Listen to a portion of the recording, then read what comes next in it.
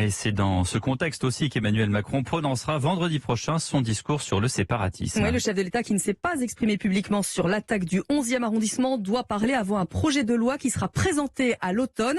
Un discours plusieurs fois reporté mais désormais attendu, Aurélie Herbemont. Les ennemis de la République ne gagneront pas, c'est le message qu'a voulu faire passer le Premier ministre hier en se rendant à la préfecture de police de Paris. Les ennemis de la République seront justement au centre du discours d'Emmanuel Macron prévu vendredi prochain. Après plusieurs reports, le chef de l'État doit prendre la parole contre le séparatisme et l'islamisme radical. C'est à ce moment-là qu'il pourrait parler de cette nouvelle attaque qui a visé Charlie Hebdo. Le président n'a en effet rien dit publiquement depuis, même s'il a contacté les familles des victimes pour leur exprimer soutien et solidarité. Alors que la menace terroriste reste élevée, de l'aveu même de la place Beauvau, une partie de l'opposition réactive ce week-end le procès en inaction.